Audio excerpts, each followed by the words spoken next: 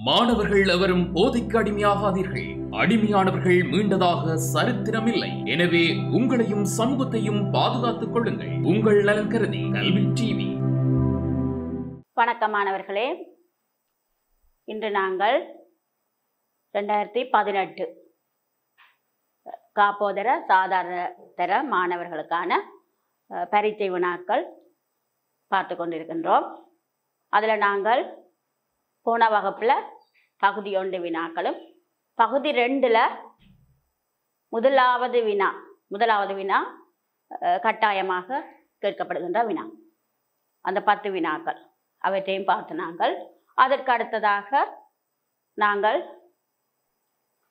ராகலக்ஷண கேள்வி, கல்யாணி, ஆரபி போன்ற அந்த ராகலக்ஷண வினாக்களுக்கு எவ்வாறு நாங்கள் விடையளிப்பது என்று சொல்லி அந்த வினாக்கள் பார்க்கப்பட்டது. அதுக்கு அடுத்ததாக ஜன்னியராக பிரிவுகள், பதம், இசை குறியீடுகள் இவற்றிற்கான விடைகள் எவ்வாறு நாங்கள் கொடுக்கலாம் என்பது பற்றி பார்த்து நாங்கள் அடுத்த வினாவாக எங்களுக்கு வாத்தியங்கள், இந்த வாத்திய கேள்வி கட்டாயமாக வருவது வழக்கம். நாதஸ்வரம், புல்லாங்குழல், வீணை, மிருதங்கம், தவில், வயலின், இந்த வாத்தியங்கள் ஏதாவது ஒரு வாத்தியம் எங்களுடைய வினா பேப்பரில் பகுதி 2ல் நிச்சயமாக வருவது வழக்கம். அதில் நாங்கள் இன்று பார்க்க போவது நாதஸ்வரம். இந்த நாதஸ்வரத்தை நீங்கள் கோவில்களில், திருமண வைபவங்களில், மங்களகரமான நிகழ்வுகளில் நீங்கள் இந்த நாதஸ்வரத்தை பார்த்திருப்பீர்கள்.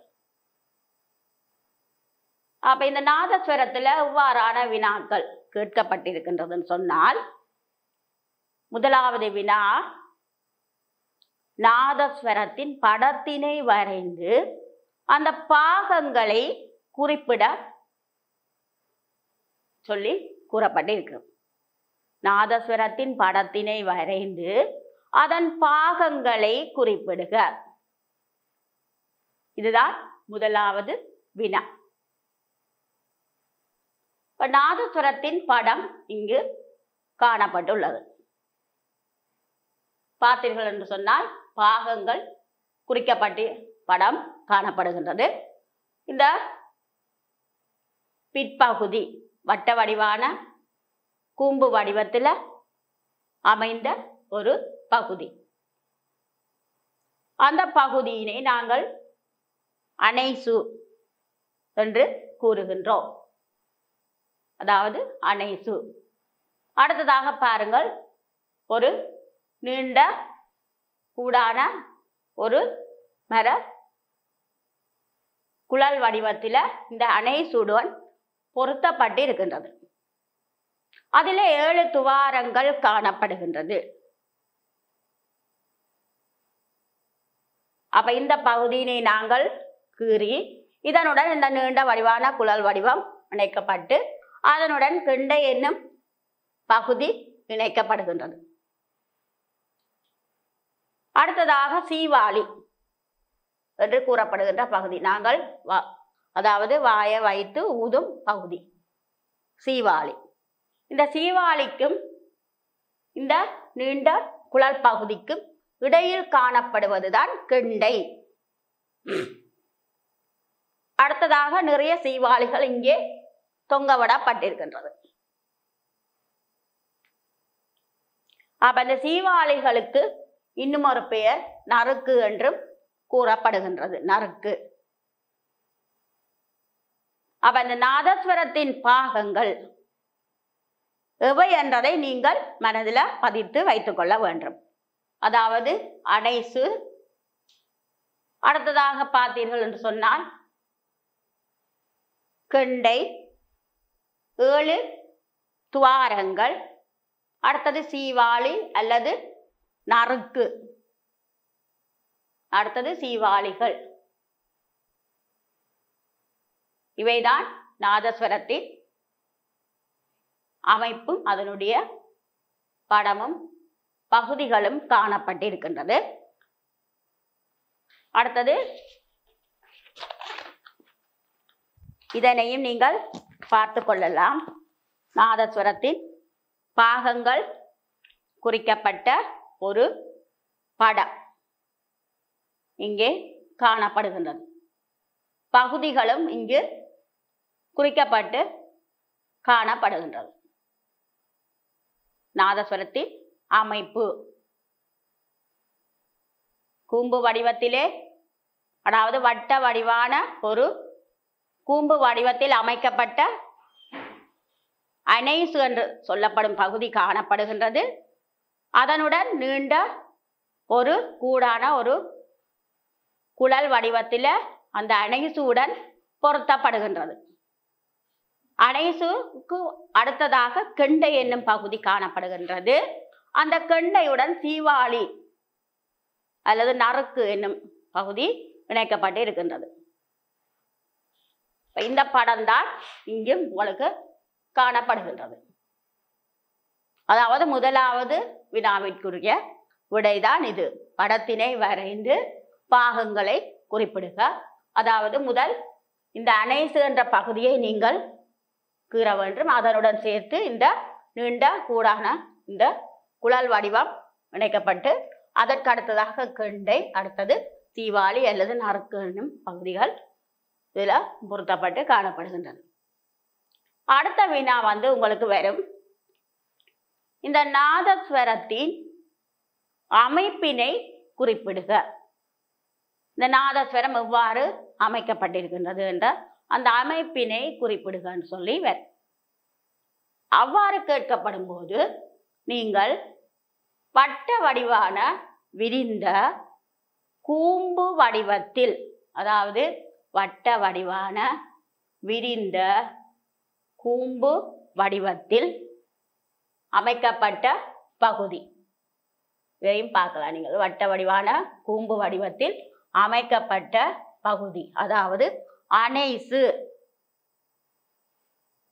வட்ட வடிவான விரிந்த கூம்பு வடிவத்தில் அமைக்கப்பட்ட அனைசு என்னும் பகுதியுடன் நீண்ட ஒரு கூடான குழல் வடிவத்தில் அமைந்த பகுதி இந்த அனைசு என்னும் பகுதியுடன் பொருத்தப்படுகின்றது.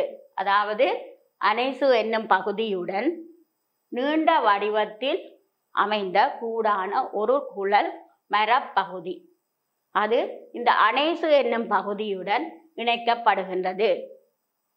அந்த நீண்ட குழல் போன்ற அந்த வடிவத்தில் 7 துவாரங்கள் காணப்படும்.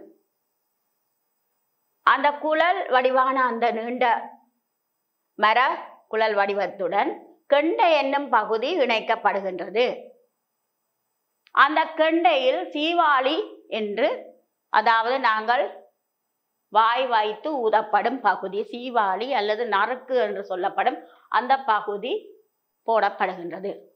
அதனுடன் சீவாளிகள் தொங்கவிடப்படுகின்றது. இதுதான் இதனுடைய அமைப்பு.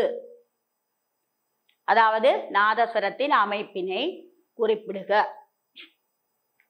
என்று கூறப்படும் போது கேட்கப்படும் வினாவிற்குத்தான் நான் சொன்னேன். 2வது வினா கூறுகின்றேன். நான் சொல்லப்படும் வினா முதலாவது படத்தினை கீறி பகுதிகளை குறிப்பிடுக, 2வது அதனுடைய அமைப்பினை விளக்குக என்று சொன்னால் அதற்குரிய விடைதான் இப்போது நான் கூறப்படும் விடை. அதாவது வட்ட வடிவான கூம்பு வடிவில் விரிந்து காணப்படும் பகுதி அனைசு. அந்த அனைசு என்னும் பகுதியுடன் நீண்ட கூடான குழல் வடிவத்தில் அமைந்த மர குழாய் அனைசுடன் பொருத்தப்படுகின்றது. அந்த மர குழல் வடிவத்தில் நீண்டு அமைந்த காணப்பகுதியில் 7 துவாரங்கள் இடப்பட்டு இருக்கின்றது. அடுத்ததாக அதனுடன் கெண்டை என்னும் பகுதி இணைக்கப்படுகின்றது. கெண்டையில் நறுக்கு என்னும் நாம் வாய் வைத்து ஊதப்படும் பகுதியான நறுக்கு, அதாவது சீவாளி என்னும் பகுதி இணைக்கப்பட்டுள்ளது. இதுதான் இதனுடைய அமைப்பு. அடுத்ததாக பார்த்தீர்கள் என்று சொன்னால் இந்த நாதஸ்வரத்தின் சிறப்பு அம்சங்கள். நாதஸ்வரத்தின் சிறப்பு அம்சங்கள், நாதஸ்வரத்தின் சிறப்பான அம்சங்கள், அதாவது ஒவ்வொரு வாத்தியத்துக்குமே சிறப்பான அம்சங்கள் காணப்படுகின்றது. சிறப்பான அம்சங்கள் என்று சொல்லும்போது நாங்கள் நாதஸ்வரத்துக்கு என்னென்ன சிறப்பான அம்சங்கள், அதாவது இந்த நாதஸ்வரம் ஒரு மங்களகரமான வாத்தியமாக காணப்படுகின்றது. அதாவது துளை கருவிகளில் ஒரு மங்களகரமான வாத்தியமாக இது காணப்படுகின்றது. அடுத்ததாக இந்த நாதஸ்வரம் கோவில்களிலும் திருமண வைபவங்களிலும் வாசிக்கக்கூடிய ஒரு வாத்தியமாக இவ்வாத்தியம் காணப்படுகின்றது. அடுத்த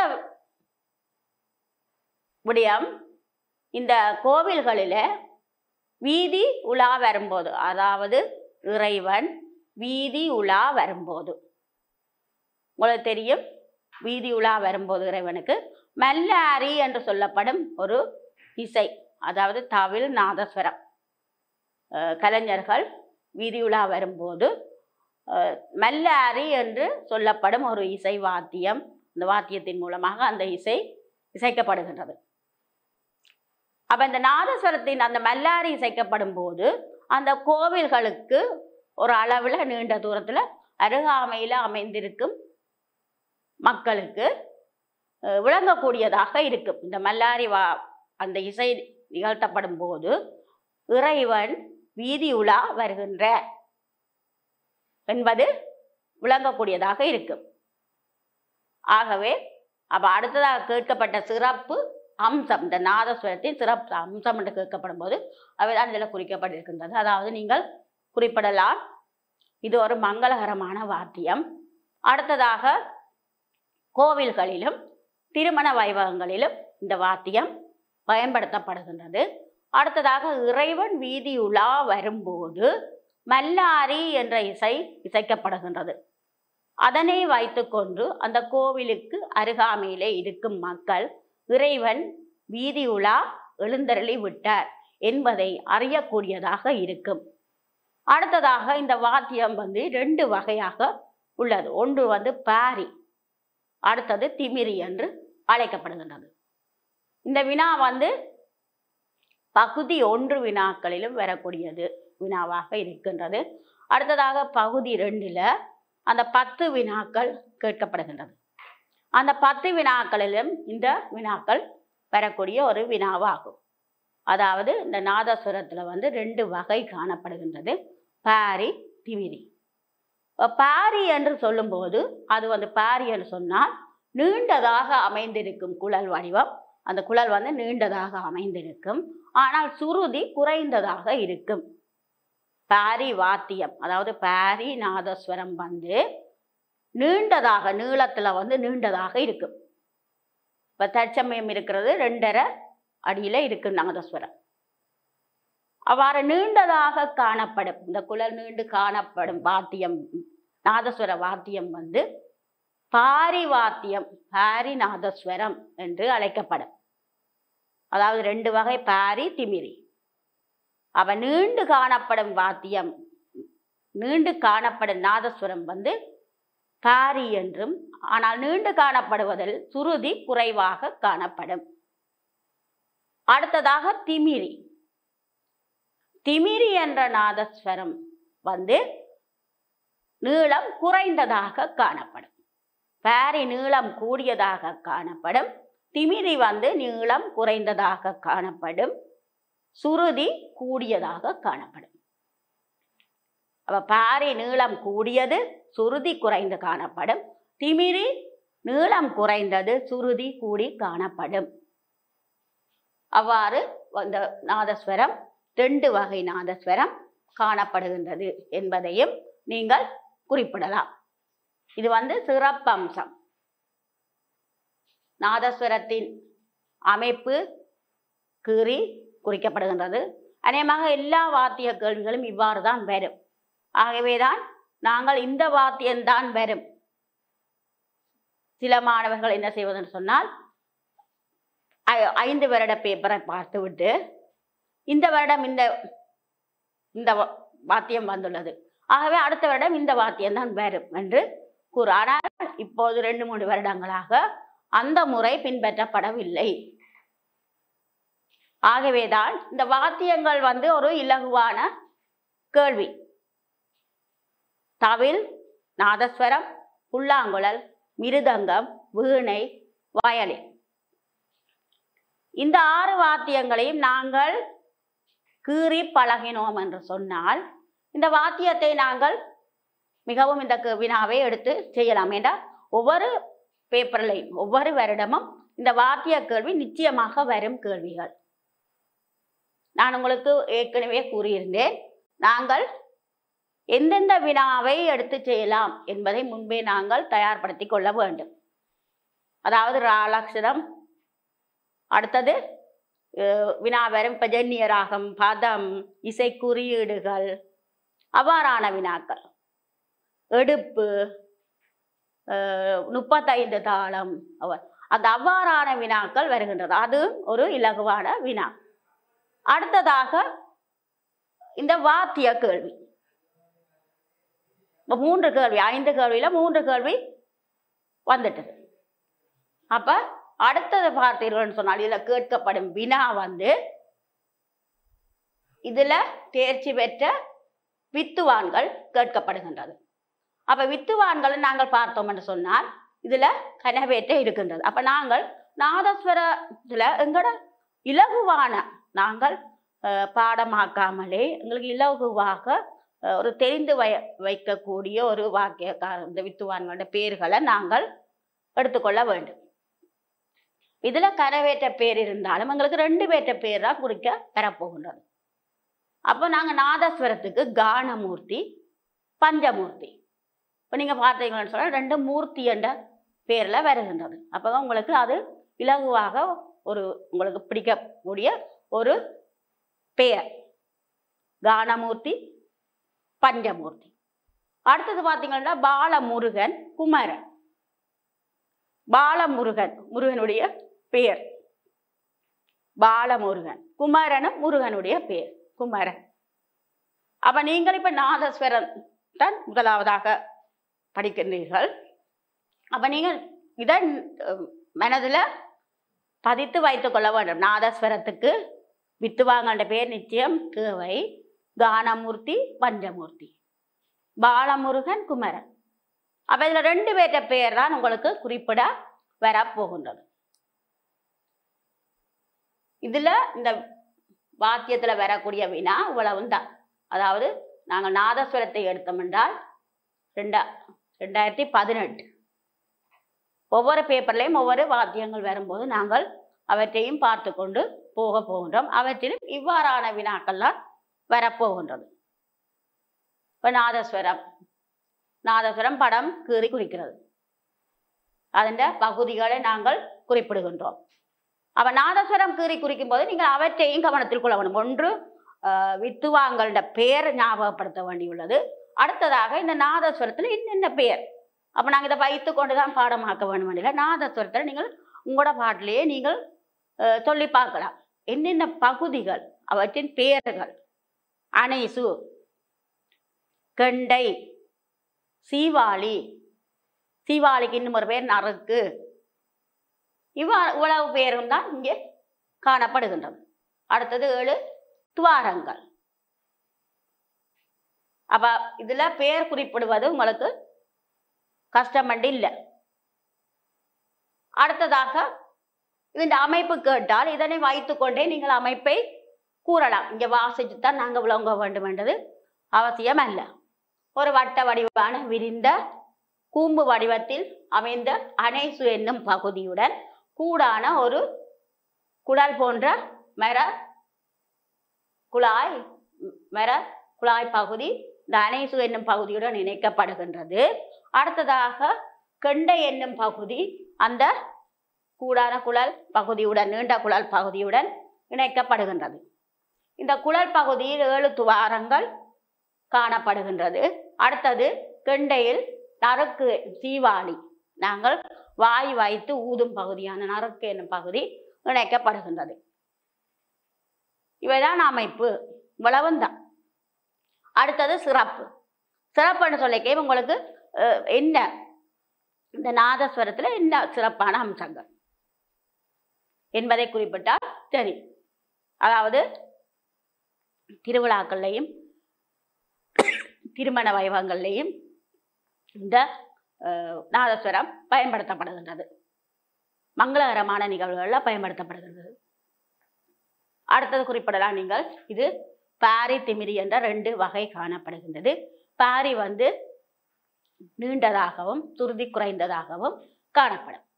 சிறப்பம்சங்கள் பார்த்துள்ளோம்.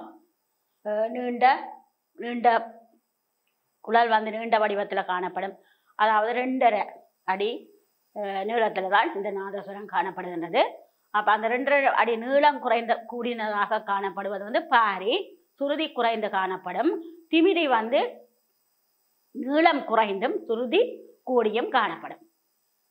இவை சிறப்பம்சங்களுக்குள்ள வரும். இதில் நீங்கள் 2 குறிப்பிட்டால் போதுமானது. அடுத்த வினா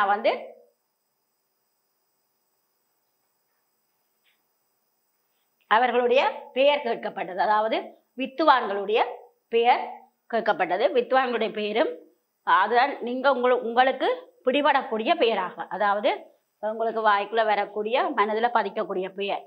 அதாவது கானமூர்த்தி பஞ்சமூர்த்தி என்று சொல்லிக்க அந்த மூர்த்தி என்ற பெயர் 2மே ஒரே பெயராக வருவது உங்களுக்கு இலகுவாக இருக்கும். கானமூர்த்தி பஞ்சமூர்த்தி. அடுத்தது பார்த்தீர்கள் என்று சொன்னால் பாலமுருகன் குமரன். இந்த 4 பேற்ற பேர் கூறியுள்ளேன். அதில் நீங்கள் உங்களுக்கு 2 பேற்ற பெயரை நீங்கள் குறிப்பிட்டால் உங்களுக்கு போதுமானதாக அமையும். இப்போ இது வாத்தியத்துடன் சம்பந்தப்பட்ட வினா பார்த்துள்ளோம்.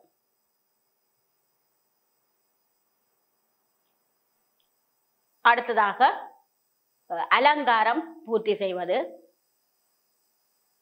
வினா ஒன்று வருவது வழக்கம். அந்த அலங்காரம் பூர்த்தி செய்வது நாங்கள் எவ்வாறு அந்த அலங்காரத்தை பூர்த்தி செய்யலாம் என்று சொன்னால், அந்த ஆரோகண அவரோகணத்தை வைத்து கொண்டுதான் நாங்கள் அந்த அலங்காரத்தினை பூர்த்தி செய்ய வேண்டும். அதாவது இப்போ ஆரோகணம் சரிகம பதனிசா, அடுத்தது அவரோகணம் சாணிதப்ப மகரிசாண்டு வரும். அப்போ சா கடத்த ரீ, ரீ கடத்தது கா, கா கடத்த மா, அந்த ஓடல்ல தான் அந்த அலங்காரம் பூர்த்தி செய்யும் போது கவனத்தில் கொள்ள வேண்டும். சரி சரிகம அந்த உடல்ல வரப்போது முடிவில் மேல்ஸ்தாயி வரும். அதாவது அந்த ஆவர்த்தன முடிவில் மேல்ஸ்தாயி சத்தியம் வரையக்குள்ள அவரோகணம் தொடங்கும்.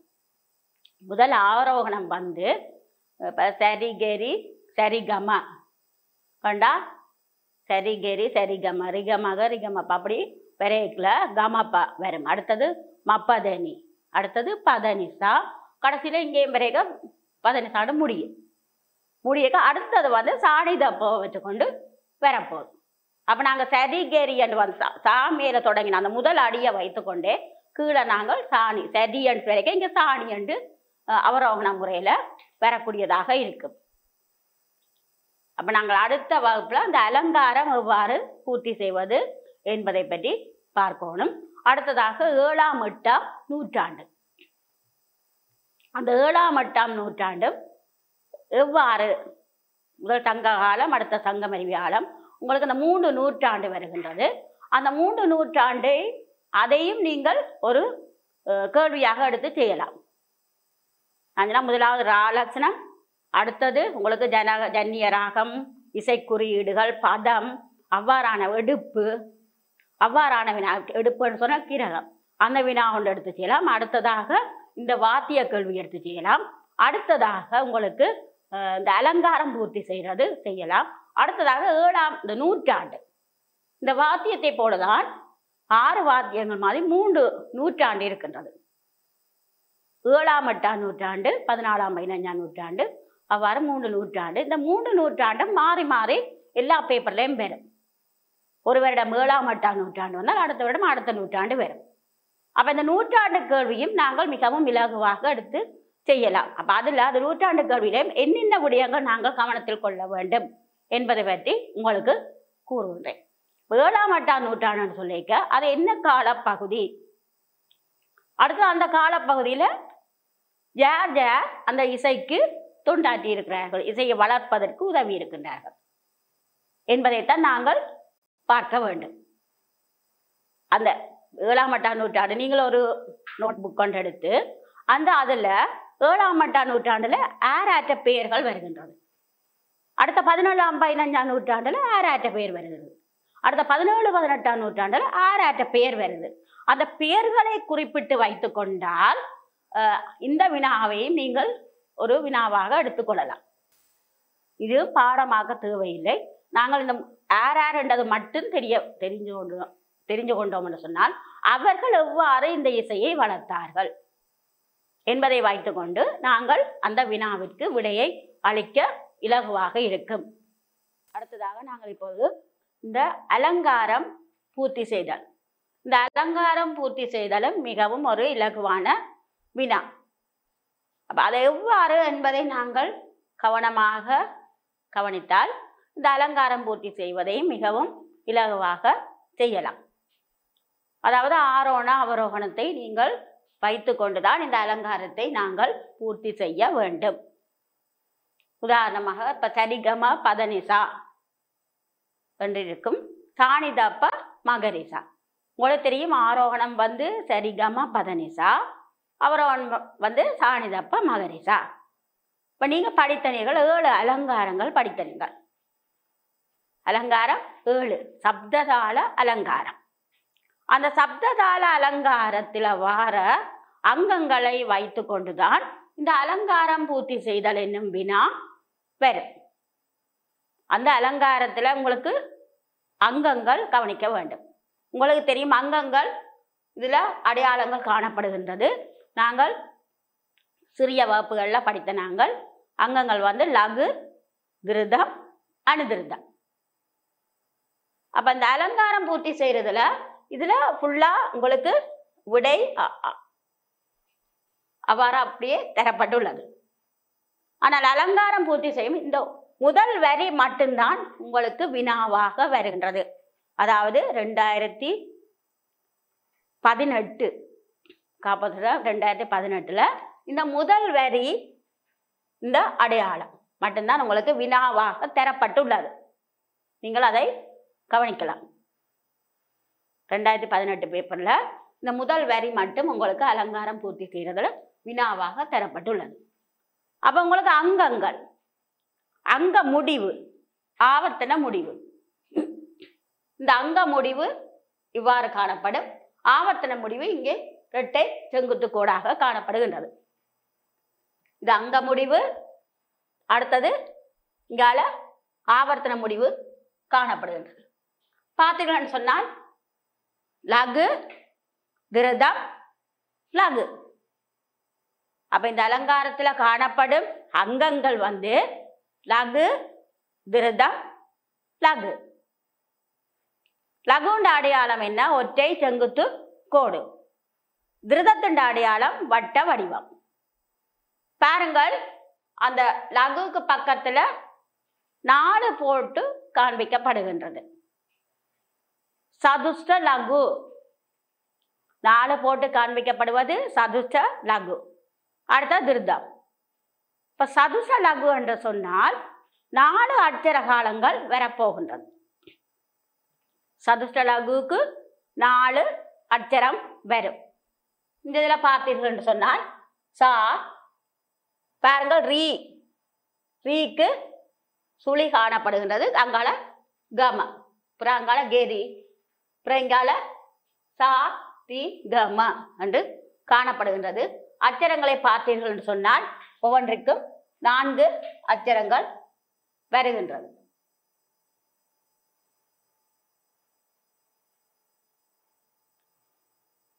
இது வந்து ஒரு துருவ தாளமாக காணப்படுகின்றது. அதாவது இதுல காணப்படுவது ஒரு துருவ தாளம். லகு, திருதம், லகு, லகு காணப்படுகின்றது. அப்ப இதை எவ்வாறு நாங்கள் பூர்த்தி செய்து என்பதை பற்றி தான் நாங்கள் பார்க்க வேண்டும். இந்த அங்கங்கள், அங்க முடிவு, ஆவர்த்தன முடிவு, இவற்றை நாங்கள் எவ்வாறு பூர்த்தி செய்வது என்பதை கவனத்தில் கொள்ள வேண்டும். ஆகவே நாங்கள் இந்த எவ்வாறு பூர்த்தி செய்வது என்பதை பற்றியும் 7ஆம் 8ஆம் நூற்றாண்டு பற்றியும் அடுத்த வகுப்புகளில் நாங்கள் பார்க்க உள்ளோம். வணக்கம் மாணவர்களே. கல்வி டிவியில் புத்தம்புது நிகழ்ச்சிகளை உடனுக்குடன் பார்த்து மகிழ எமது Facebook மற்றும் YouTube பக்கத்தை லைக் செய்யுங்கள்.